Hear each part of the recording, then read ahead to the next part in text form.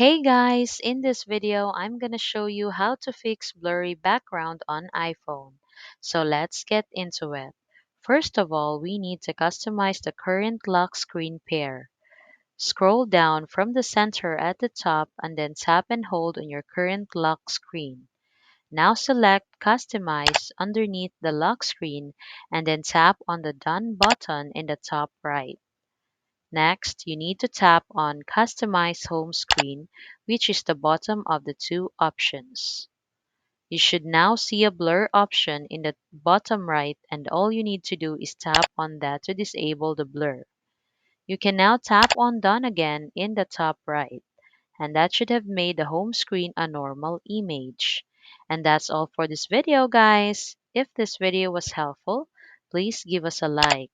And don't forget to subscribe to our channel so you don't miss out our new uploads. Thanks for watching, and I will see you in the next one.